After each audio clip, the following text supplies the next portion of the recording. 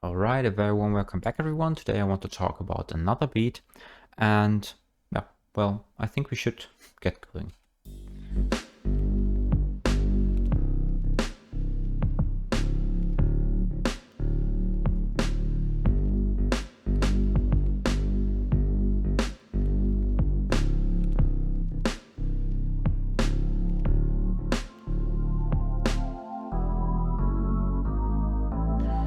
Maybe up until this point first. So we have a drum loop again, but in this case, for the drums, we are not doing that much. We have the kick, we have the snare, we have some hats, and we also have some shakers later on.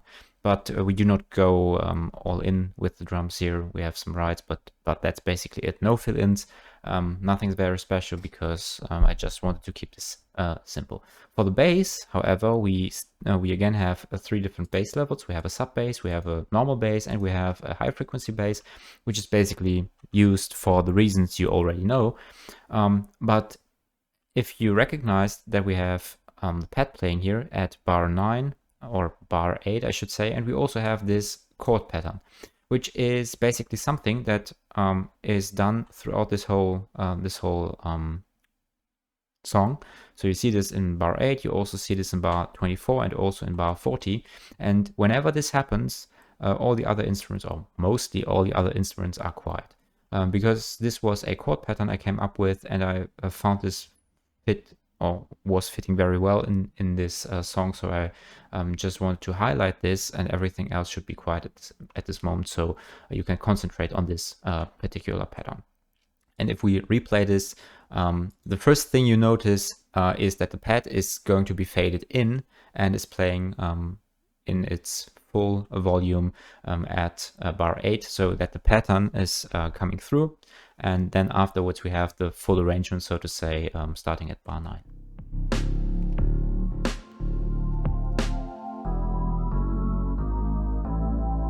Now this stuff repeats. We hear that the bass is also playing, but this is just for the lower fundament. And afterwards, when we are skipping to bar 16 here, we have a different section where we actually get to know the melody, and we also have some other instruments, in this case a soft piano, which is also playing. So let's look into this. Since there are three instruments here, let's go over them one by one. So you have the soft piano, which is basically just playing the chords in addition with the bass notes. So very softly, and as you probably have guessed by now, this is the song name, so Beach Melody, and therefore I wanted to have some sort of onomatopoeic character here. So the soft piano is just as supporting the whole melody, which should symbolize the waves flowing back and forth. And also for the melody instruments, so the dream flute and the arpeggio here, you hear that this is also giving to this character. So the dream flute has a lot of reverb on there, and this is what makes it almost seem that if this dream flute is symbolizing the waves here. And for the arpeggio, you notice quite some interesting things. So if this arpeggio is faded in fully, like here, you notice this little noise on the lo-fi on this arpeggio. And if you listen to this closely, you can get the impression that this little noise on the channel is actually the sound of the waves that is coming through a little bit more with this arpeggio.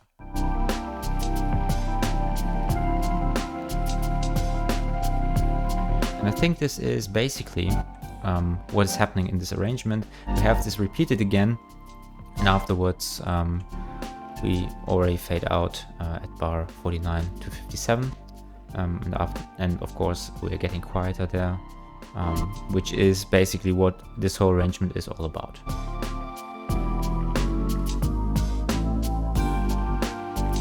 So let's go in the mixing session, opening the mixer here, and you see that there are some more things happening. So the first thing you notice is that we are working with a little bit more effects in this one. Let's talk about the reverb effects for the drums first, because the drums are the only The only things that are getting explicit reverb here and not via the instruments or the instrument patches that are loaded. And again, I'm making use of this of the technique I've showed before, where you have three reverbs that are going to be mixed based on the level of reverb you are going to want to have for each of your instruments. And this is what is done here. So this is basically just coming up with all of these mix parameters, but afterwards this is what makes the drum stand out more. For the kick and snare loop, I just compress this a little. And you also see that I utilized this internal sidechain here. And especially whenever this snare hits, I wanted to have this compressed a little bit more. Everything else is basically staying as is. It's not only snare, but it's also the kick. But everything else is not compressed harshly. But just for these transients, it makes sense to compress them a little bit to make them fit in the arrangement a little bit more. The same thing also applies for the heads, for the rights, and that's basically just to make the sound a little bit softer in comparison to the other ones, so that it's not in your face in this arrangement, because of course the beach melody should be quite soft and not completely harsh. And therefore the settings I've chosen here, let's take this as an example, are pretty harsh in the compression domain here. So you have 4:1 or 8:1, which is already quite massive to be compressed with. For the rights, you cannot hear this because we are not in the situation that we have the right. Maybe let's reconstruct this a little. Search for this and then repeat this. Yeah, you can hear that there is some compression going on. For the shaker, we have what I'm doing almost all the time, filtering out the low end, because the shaker does not need low end, it just needs the high end. And in this case, for this particular shaker, we have some pesky frequencies here at 12K. So I just cut them out a little with 5 decibels, but at the same time also making this shaker a little bit wider. And the same thing also applies for the other shaker, but in this case we only use 2.8 and not over 3 decibels for this purpose. For the first shaker, we also have a multiband compression here, because if you notice, okay, you can see this in this plugin as well. You have like this high, or this raising part for the frequencies here, and I want to dampen this a little bit, just so it is more equal in a sense that it fits with all the other parameters here. And since this region, so 5K to let's say in this case it's 17K, it's also a region that you can hear, it probably makes sense to do so. So then we have bass equalizers, which are basically just, again, passing, or in this case high passing. Even for the sub bass we have a high pass, but in this case for 20 Hertz, because you can see there is again pretty much going on there, and I don't want this in the arrangement because it just kills headroom. For this high frequency bass, I decided to also go for a cut, but in this case not a harsh one, but only gentle with 2 decibels per octave. As you can see, we have the prominent frequency here at around 170, maybe 140 Hertz. So it does not make sense to cut everything out of this, because it would certainly make the sound of this bass not as it is supposed to be. So in this case, it makes sense to lower the volume or cut the volume here, not that harshly. And for the pad, I'm going to do this in just a second. Just bear with me on this one. Maybe let's look at the melody here first, or maybe let's go for the reverb first, because this is something that could be pretty interesting. So you have the reverb, in this case again short, medium, and long. Probably something like this, and then you have like 2.5 seconds, and then you maybe have 5.2 seconds. But you have an equalizer before that. And this is basically due to the fact that you also add, so remember that the kick and the snare channel routed to this reverb, to all of these reverbs, which means that especially the kick would also introduce reverb on this channel, right? And since usually the low end is mono, I do not want reverb on my kicks. So which means that I have to cut out this part of the reverb, and this is why I'm using an equalizer before the reverb. And this is also happening for the other channels, because this is just copied. But again, this is just the explanation for that. So then for the dream flute and for the arpeggio here, we have to make this dream flute, so basically a melody instrument, fit more. We have some sort of compression, not pretty extreme, but just to tame off the transients a little bit.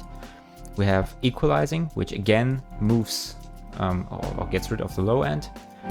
I do not need this low end. I mean, it's great that it's there, because sometimes you need it and you can leave it in. But in this case, I do not need it. So I just can filter it out. Here, this is probably something that you do not see that often. So you have basically a mid-frequency band, which is used between 500 hertz and maybe 4 kilohertz, which is usually something that you would not see for the mids. So you probably would already start using the sides here, but as I figured out these frequencies are in the mid-range, I decided to tame only those, because you can see that there are very prominent frequencies for this melody instrument there, and we do not need them that prominently in the arrangement, so you can just tame them off a little bit. That's that. And for the arpeggio, we also have the same thing, which is just taming off these low frequencies, but you can see that there is still noise on the channel. So to get rid of this noise, I added a gate afterwards, and this is just filtering out everything for me to make it nice and tidy. So back to my pads, and the reason I said I had to do something else here is, oh, I changed it already. That's perfect. So we basically have the pad here, which is using flanger and phaser effects. So if I'm just soloing the pad and muting these effects, this is what it sounds like. Pretty static, right? And if I'm now adding these effects in, you see, or you hear that there is motion in this pad, which fits pretty nicely to this beach melody character again, because waves are flowing back and forth, right? And this is basically what I've done here. So these are the two effects. They are mixed, not that extensively, so just 30% and 15%, but they already give some sort of moving character to this pad, which is pretty nice. I think this is basically it for this beat. I think it is quite a nice one to also play when you're chilling. And yeah, I think I'm going to see you in the next one.